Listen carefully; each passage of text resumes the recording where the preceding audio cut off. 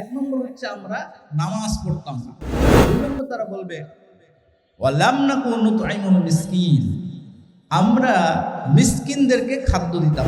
আমরা তামাশাকারীদের সাথে তামাশা করতাম, পাপীদের সাথে মিশতাম।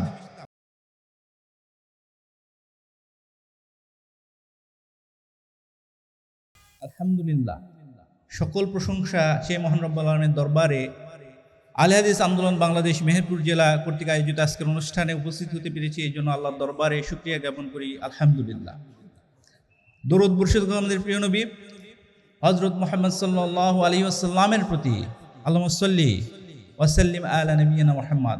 সুপ্রিয় উপস্থিতি, আমাদের জীবনের লক্ষ্য এবং উদ্দেশ্য যদি আমরা চিন্তা করি যে আমরা পুরো জীবনব্যাপী যে জীবনযাপন করব, আমাদের ফাইনাল টার্গেট হতে হবে যে আমরা যে কোন মূল্যে জান্নাত চাই এবং জাহান্নাম থেকে বাঁচতে চাই। আমাদের মেডিকেল কলেজে প্রথম একটা ক্লাসে, অ্যানাটমি ক্লাসে, মেডিকেল কলেজে পাশ করা অত্যন্ত কঠিন। সবচেয়ে মেহেরপুর জেলার সবচেয়ে ভালো ছাত্র মেডিকেল কলেজ যখন ভর্তি হবে, তখন কিছু সাবজেক্ট হয়তো বা ফেলের স্বাদ উপভোগ করবে। আমাদের স্যার বলেছিলেন যে ফেল ঠেকাও, পাশ হয়ে যাবে। তো আমরা যে জাহান্নাম থেকে বাঁচার উপায় এবং এর কারণ আজকে উল্লেখ করবো ইনশাআল্লাহ। যখন টেনে হিসড়ে জাহান্নামীদেরকে টেনে নিয়ে যাওয়া হবে, তখন জাহান্নামের ফেরেশতারা জিজ্ঞেস করবে যে মা সালাকাকুম ফিস সাকার, কিসে তোমাকে জাহান্নামে নিক্ষেপ করবে? তখন তারা চারটি কারণ বলবে, 4 কজেস বিহাইন্ড ইট।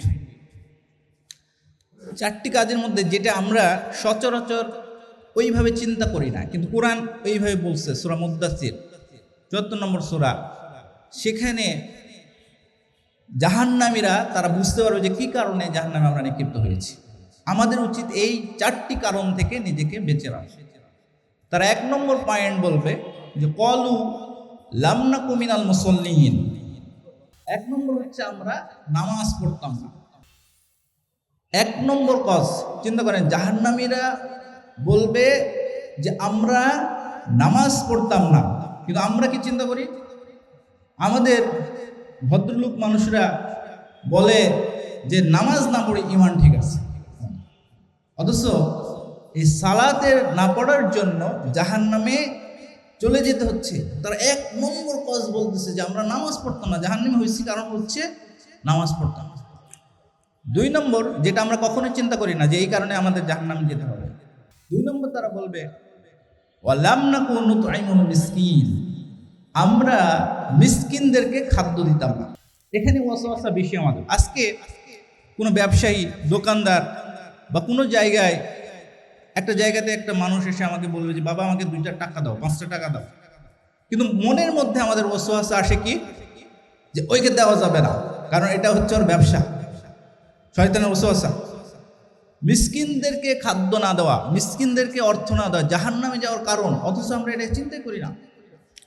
2 নম্বর পয়েন্টে উনি বলছেন যে, ওনারা বলছেন যে লাম নাকু নুতঈমুল মিসকিন, আমরা মিসকিনদেরকে খাদ্য দিতাম না।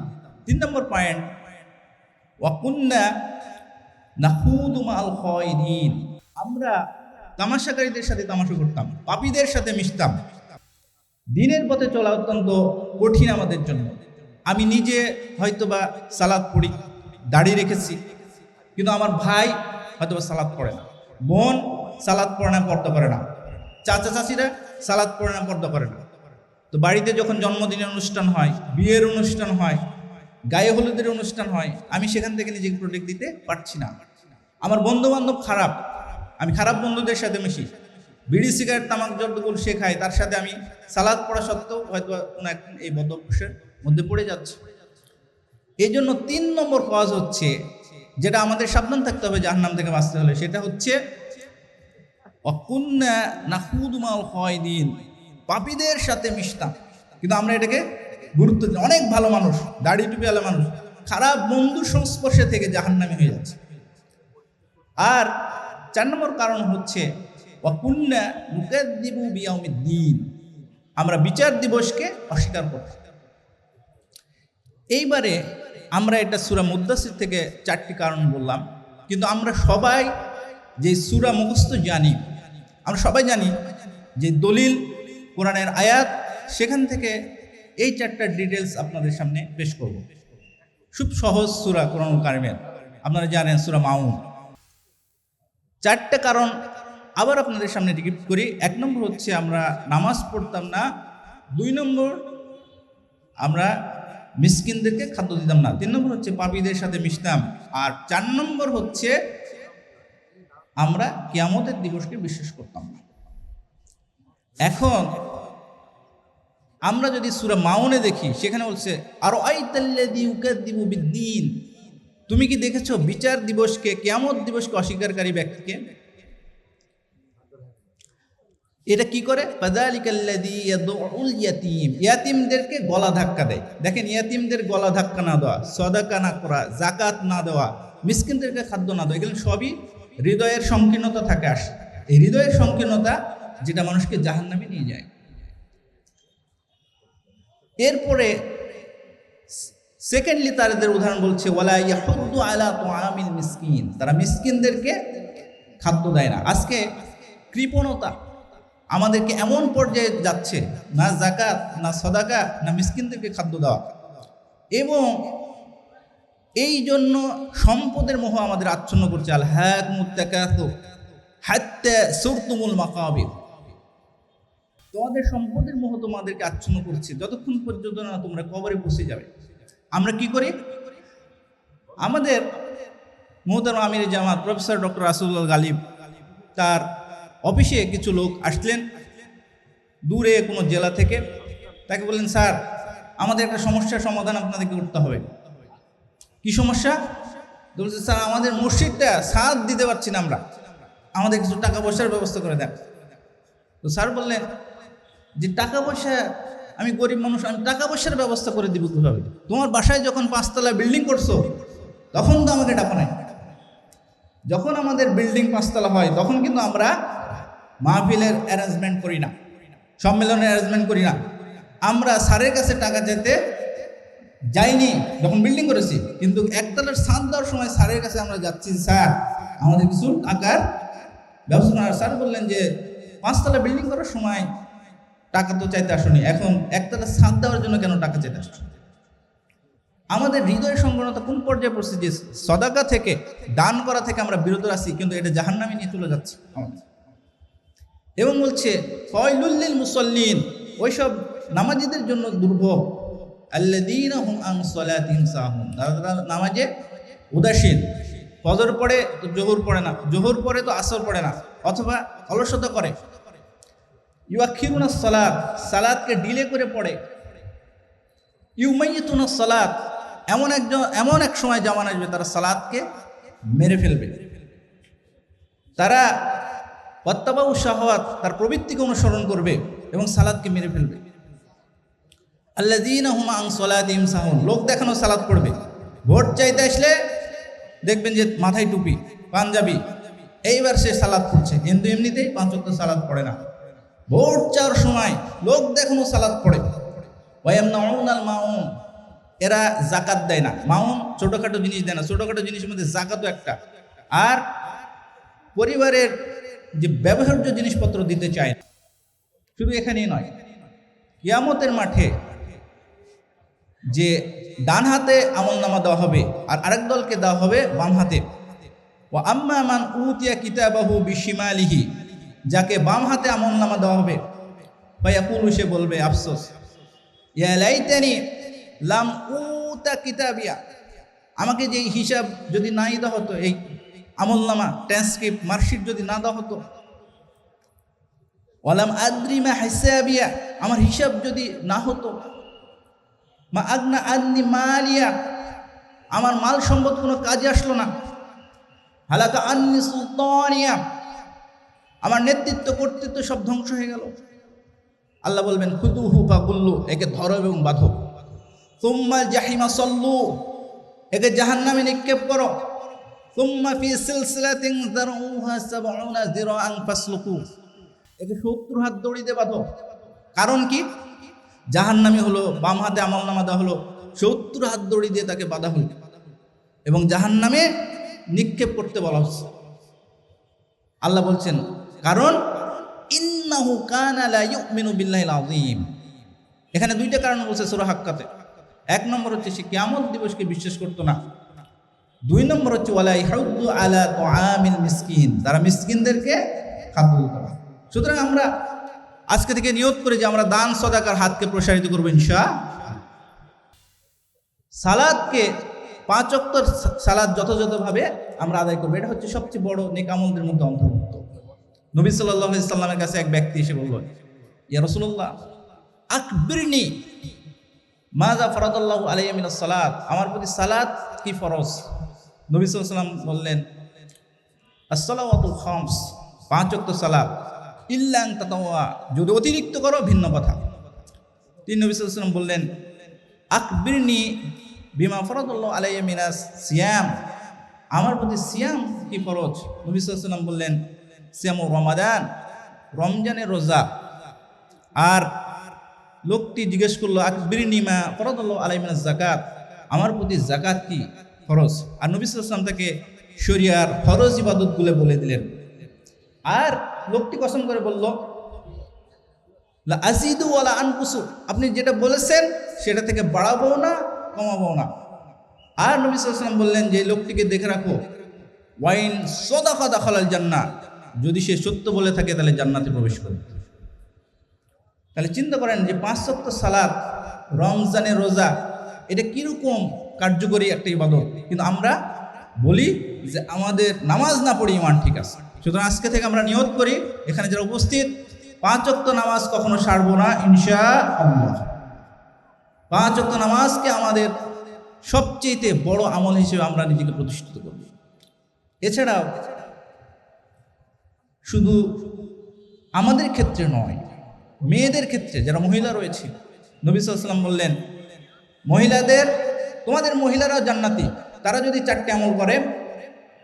4টি আমল নবী সাল্লাল্লাহু আলাইহি ওয়াসাল্লাম প্রেসক্রিপশন দিয়েছেন মহিলাদের জন্য জান্নাতে যাওয়ার জন্য, খুব সিম্পল। নবী সাল্লাল্লাহু আলাইহি ওয়াসাল্লাম বলছেন মহিলারা ইযা সাল্লাত খামসাহা, যদি সে 5 ওয়াক্ত নামাজ পড়ে, ওয়া সামাত শাহরাহা, রমজানে যদি রোজা রাখে, ওয়া আহসানাত ফারজাহা, যদি সে লজ্জাস্থানের হেফাজত করে মানে পর্দা করে, ওয়া আতাআত বালাহা, স্বামীর যদি আনুগত্য করে, ফালতাদখুল মিন আইয়ি আবওয়াবিল জান্নাতি শাআত, জান্নাতে যে দরজাতে খুশি সে দরজাতে জান্নাতে প্রবেশ করতে পারবে। তাহলে আমরা এখানে দেখতে পেলাম যে নবী সাল্লাল্লাহু আলাইহি সাল্লাম মহিলাদের জন্য 4টি আমল দিয়েছেন, 5 ওয়াক্ত নামাজ, রমজানের রোজা, স্বামীর আনুগত্য এবং লজ্জাস্থানের হেফাজত। কিন্তু আমরা দেখি যে মহিলাদের ক্ষেত্রে 5 ওয়াক্ত নামাজ এবং রোজা ঠিকমতো রাখলেও স্বামীর আনুগত্য করা এবং পর্দার অনেক সময় ঢিলেমি রয়েছে। পর্দাও যদি অনেক সময় ঠিক মতন করে, স্বামীর আনুগত্যটা অত্যন্ত ভয়াবহ অবস্থায় ধারণ করছে। নারীবাদী চিন্তাভাবনা বিভিন্ন ইউটিউব ফেসবুক থেকে বিভিন্ন থটস তাদের মধ্যে ঢুকে গেছে। আমি আমাদের আত্মীয়দের মধ্যে এক মহিলাকে, আন্টিকে বললাম যে আন্টি আপনার কিন্তু আঙ্কেলের আনুগত্য করতে হবে। তো উনি আমাকে বললেন যে বাবা ওর কথা শুনলে আমার হবে না, ওর কথা শুনলে হবে না। মহিলাদের অনেক ক্ষেত্রেই মনে করে যে স্বামী এটাও তো ইম্পর্টেন্ট কিছু না, এর কথা শুনে আমার চললে হবে, আলাদা আমার অর্থনীতি লাগবে, আমার একটা ভবিষ্যৎ আছে না। অথচ স্বামীর আনুগত্যের মধ্যে তার জান্নাত জাহান্নাম নিহিত রয়েছে যদি বৈধ কাজে আনুগত্য হয়। সুতরাং আমাদের মহিলাদেরকে নসিহত থাকবে আমরা এই 4টে আমল অত্যন্ত সুন্দরভাবে করব। নামাজের পরে জান্নাতে যাওয়ার যেটা সেকেন্ড কজ, যেটা আমরা বললাম যে মিসকিনদের খাদ্য না দেওয়া। সুতরাং আমাদেরকে সদকা করতে হবে। সদকা এমন একটা জিনিস, আমরা জানি যে এক মহিলা প্রস্টিটিউট, বেশ্যা মহিলা, খারাপ মহিলা, সে একটা প্রাণী, তৃষ্ণান্ত প্রাণীকে পানি পান করে জান্নাতে প্রবেশ করছে। আল্লাহ তার এই আমল এতটুকু করে নিয়েছে। আর যদি আমরা সদকা করার কথা চিন্তা না করি, সূরা কলমে আল্লাহ বলেছেন যে এক ব্যক্তি তার আঙ্গুরের বাগান ছিল, তিনি করতেন কি 1/3 রুল ফলো করতেন। 1/3 তিনি 1/3 তারা খেতেন, 1/3 আল্লাহর রাস্তায় সদকা করতেন, আর 1/3 পরের কারবারের জন্য রাখতেন। আর তার ছেলেরা চিন্তা করলো যে বাপের যে অর্থনীতি এইভাবে আমাদের চললে হবে না, আমরা করবো কি আনিকদু আলা হারিসকুম ইন কুনতুম সারিমিন এবং তলাকু ওয়া হুম তাখাফাতুন। চুপে চুপে তারা গোপনে চুক্তি করে বলল যে চলো ভোরে ভোরে আমরা এই ফসল কেটে ফেলবো, যাতে মিসকিনরা সেখানে ঢুকতে না পারে। এবং আমরা দেখেছি যে তারা যখন বাগানে প্রবেশ করলো, আল্লাহ এই বাগানকে ধুলির সাথে মিশিয়ে দিলেন। আর তারা বলল যে আমরা তো ভুল করেছি। আর আল্লাহ বললেন কাযালিকাল আযাব ওয়াল আযাবুল আখিরাতি আকবার। এটা হচ্ছে ছোট আযাব, কিন্তু আখিরাতের আযাব আরো বড় কঠিন। এই 1/3 যে সদাকার যে নিয়ম, এক ব্যক্তি তার একই রকমভাবে 1/3 কারবার করতেন, 1/3 সদাকা করতেন, আর 1/3 তিনি পরের জন্য রেখে দিতেন। আর আমরা জানি যে এক ব্যক্তি দেখলো যে মেঘের মধ্যে থেকে সাউন্ড আসতেছে, অমুক ব্যক্তির অমুকের পুত্র তার ওখানে বৃষ্টি বর্ষণ করল। আর লোকটি যে বলল যে খুঁজতেছে ওই ব্যক্তিকে, আরও ব্যক্তিকে পেয়ে বললো যে কী এমন আমল আপনি করেছেন যে আপনাকে এরকম করা হচ্ছে? তখন তিনি বললেন যে আমি 1/3 সদাকা করি, 1/3 খাই, আর 1/3 পরবর্তী কারবারের জন্য রেখে দিই। তাহলে সদাকার এরকম মূল্য। এই জন্য আমাদেরকে যেটা করতে হবে, আমাদের সদাকাকে বৃদ্ধি করতে হবে। ওয়াকরিদুল্লাহ কারদান হাসানা ওয়া মা তুকদ্দিমু লিআনফুসিকুম মিন খাইরিন তাজিদুহু ইনদাল্লাহ। যে সদাকা আমরা করব, আল্লাহ এটা কি করবেন? বাড়িয়ে দিবেন। এই জন্য কোরআনের যেখানে রয়েছে আকিমুস সালাত ওয়া আতুজ যাকাত, সেজন্য আমাদের সকলের চাবিকাঠি রয়েছে সালাত এবং সদাকাতে। আল্লাহ তাআলা আমাদেরকে সালাত এবং সদাকা ঠিক করার তৌফিক দান করুন। এবং পাপীদের সাথে, খারাপ বন্ধুদের সাথে মিশা থেকে আল্লাহ আমাদেরকে পানাহ দান করুন। এবং আমরা কিয়ামতের ব্যাপারে দৃঢ় বিশ্বাস রাখবো, 5 ওয়াক্ত সালাত পড়ব এবং আমাদের সদাকা সঠিকভাবে করব। আল্লাহ তাআলা আমাদেরকে সকলকে জান্নাতের মধ্যে একত্রিত করুন। শেষ কথা হচ্ছে, আমি ডাক্তার শওকত হাসান, মেডিকেল সায়েন্সের একজন ডাক্তার। আপনারা জানেন যে দেশব্যাপী আহলে হাদিস প্রফেশনাল ফোরাম, পেশাজীবী ফোরাম নামে একটা আহলে হাদিস আন্দোলন বাংলাদেশে একটা অঙ্গ সংগঠন তৈরি হয়েছে।